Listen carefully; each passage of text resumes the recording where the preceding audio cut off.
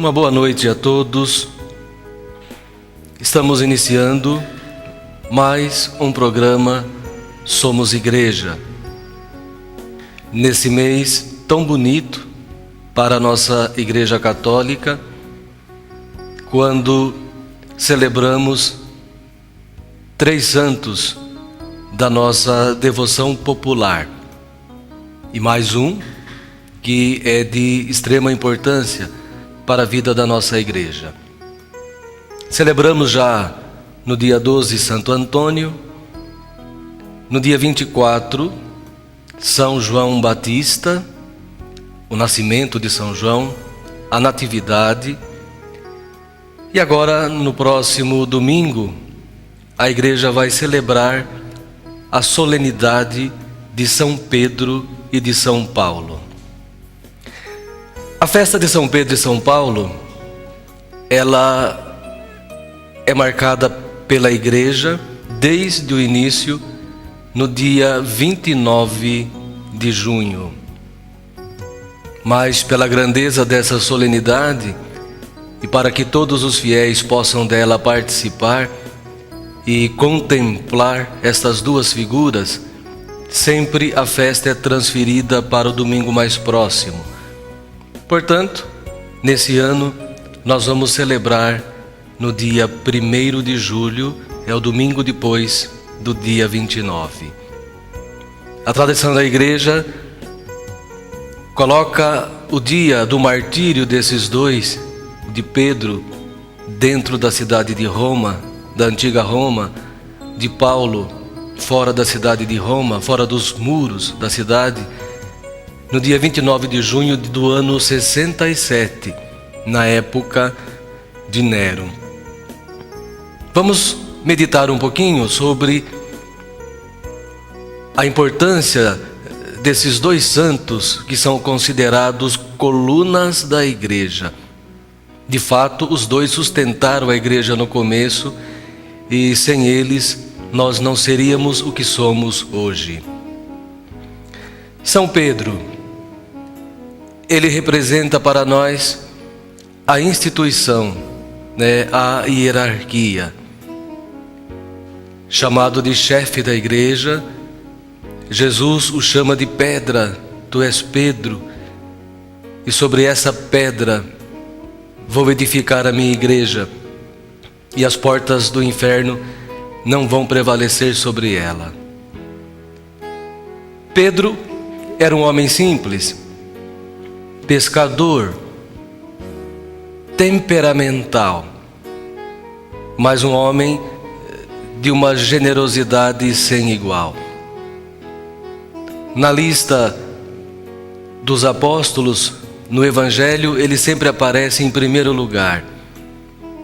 Sinal que quando foram escritos os Evangelhos, já Pedro tinha passado por essa investidura de Jesus que o colocou como chefe da igreja.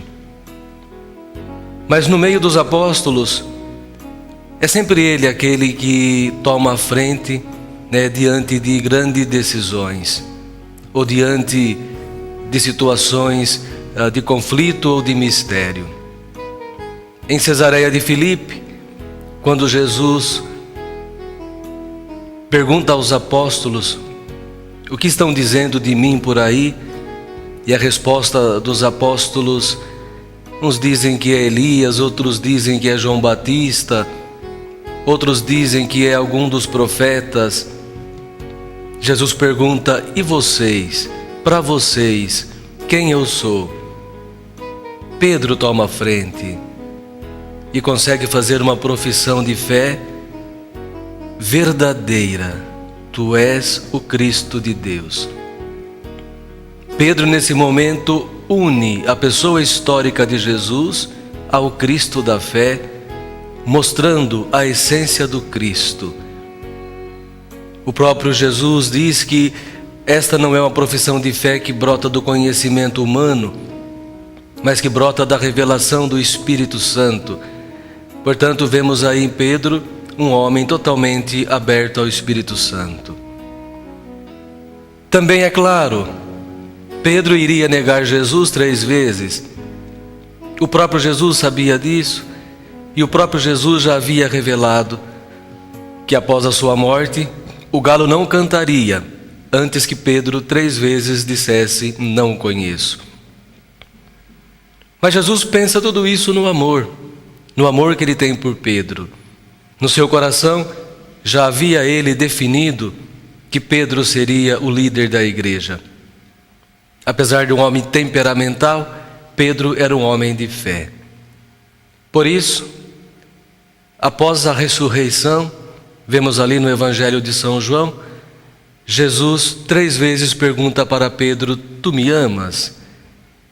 E Pedro responde: tu sabes que te amo. E aí Jesus faz a investidura oficial: apacenta o meu rebanho. A tríplice pergunta não se refere à tríplice negação, mas é para demonstrar que para conduzir o rebanho do Senhor é preciso ter muito amor, um amor exagerado. E Pedro revela esse amor.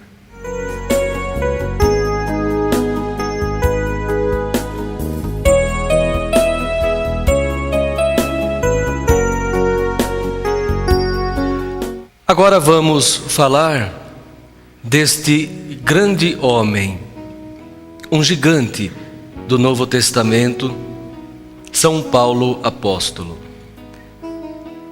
Muito diferente de Pedro. Pedro era um homem simples e pescador, provavelmente semi-analfabeto. Paulo, um homem culto, um homem que falava várias línguas, judeu, mas que conseguiu também ser cidadão romano. Um homem que estudou na escola de Gamaliel, um grande rabino, e que pertencia ao grupo dos fariseus. Um grupo fanático, um grupo radical, um grupo que aguardava, como todos os judeus, a vinda do Messias, mas de uma forma mais exagerada, ou seja, apegados ao cumprimento severo da lei, ou podemos dizer de leis, que eles iam estudando, ampliando e de certa forma impondo ao povo. Paulo surge no contexto da igreja, logo no início, ali perto do martírio de Santo Estevão, quando ele próprio acaba segurando o manto de Estevão. A partir dali, Paulo também se torna um defensor da sua fé e da sua religião. E, portanto, se coloca na perseguição do movimento dos cristãos que estava começando a crescer. Nós temos sempre aí esta ideia de Paulo perseguidor da igreja. E é claro que de certa forma isso foi verdade. Ele estava colaborando com a sua religião. Mas podemos muito bem entender o lado contrário. Paulo, homem zeloso, Paulo, homem crente, Paulo, homem fiel à sua fé e à sua religião, e ao se deparar com um novo movimento que de certa forma ameaçava o judaísmo, Paulo sai na defesa.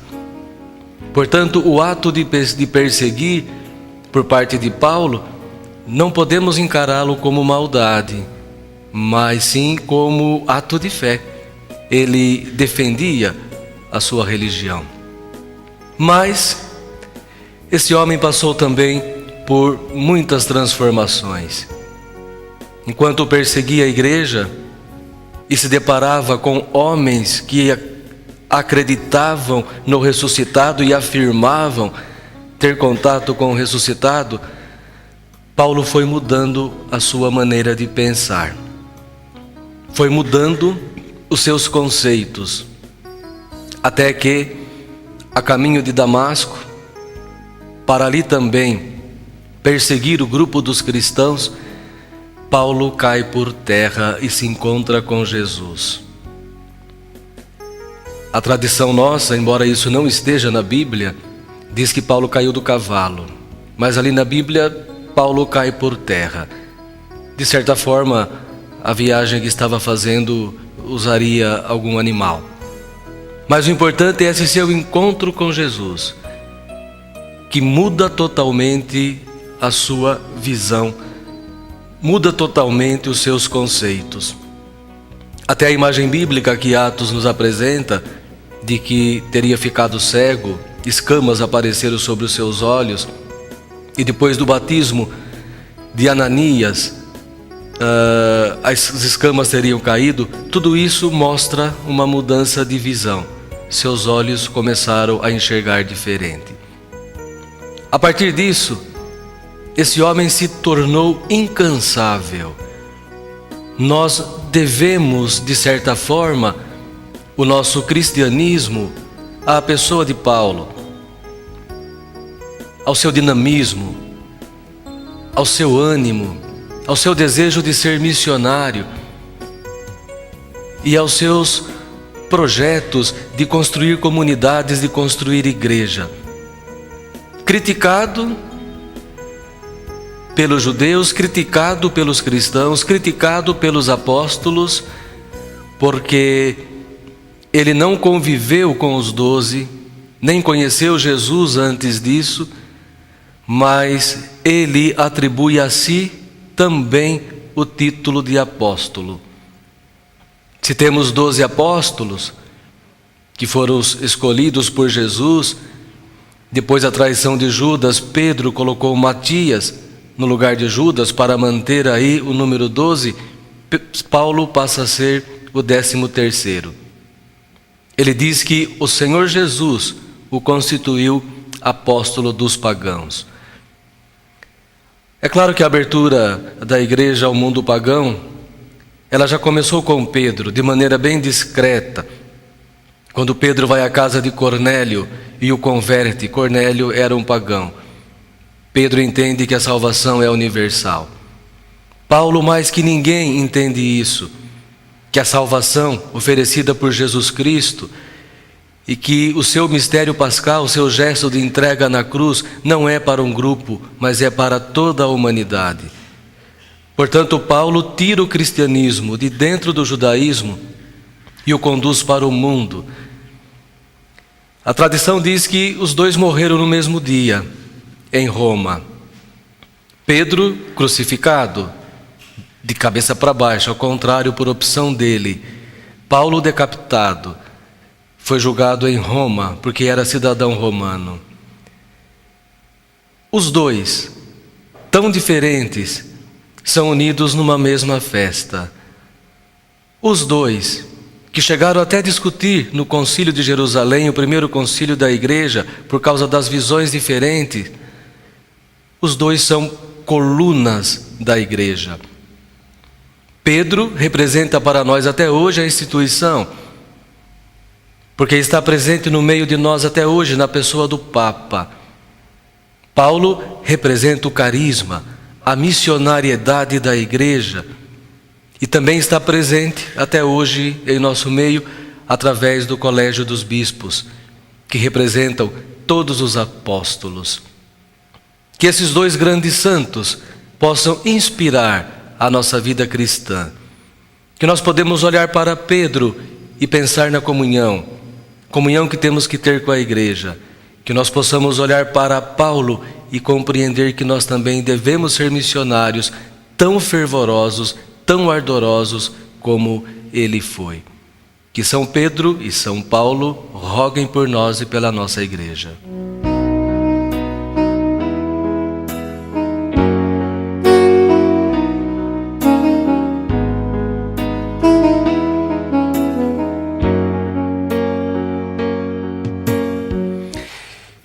E depois de termos refletido sobre a importância dessas duas colunas da igreja, vamos refletir sobre a presença da igreja no mundo hoje, representada na pessoa do Papa que usa a cátedra de Pedro, e na pessoa dos bispos, que representam Paulo e os outros 11 apóstolos.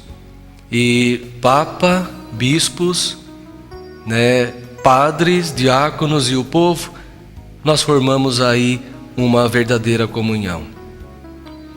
No próximo domingo, por ser o dia de São Pedro e São Paulo, é o dia de oração pelo Papa.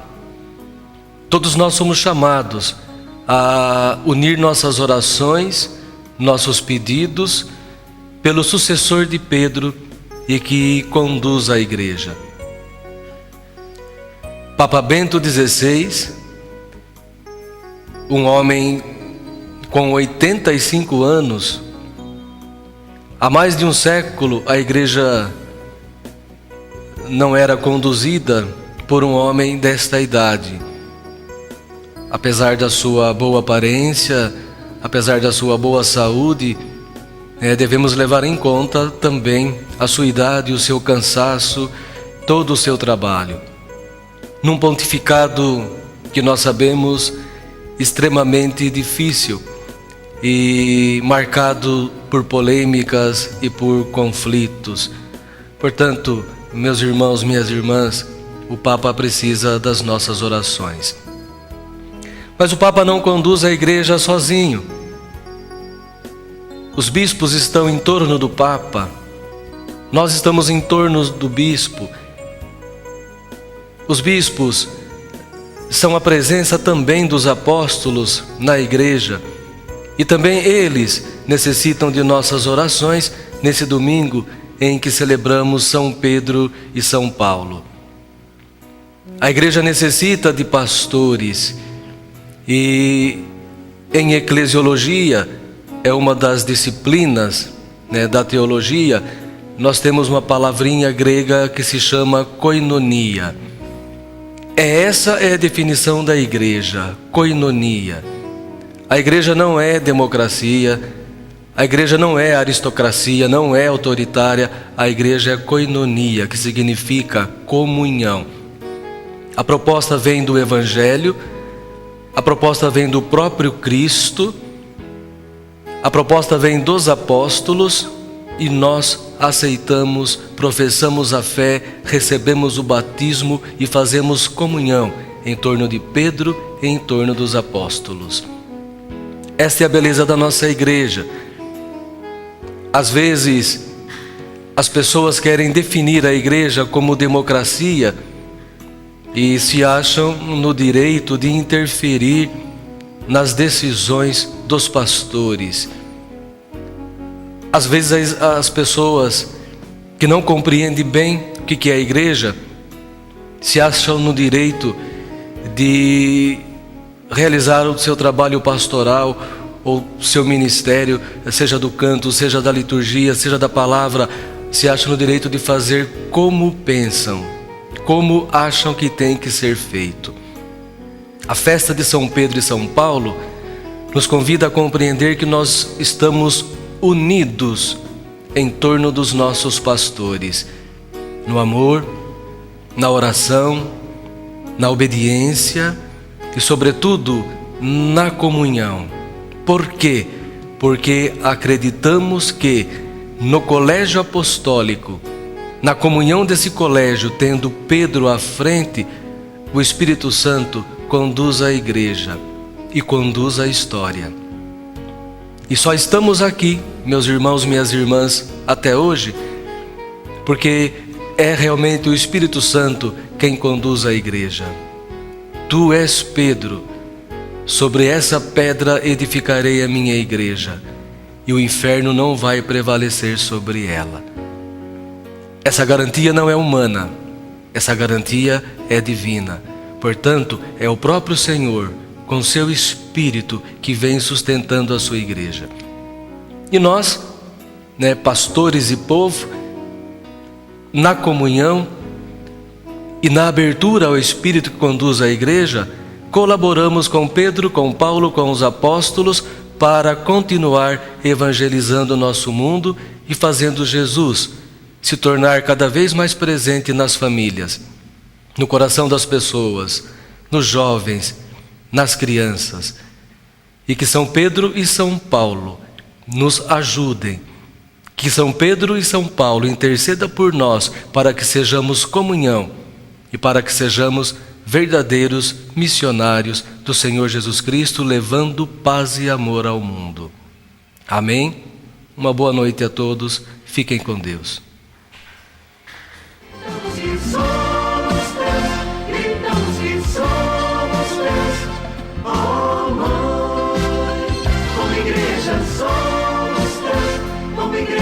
Somos teus, Maria.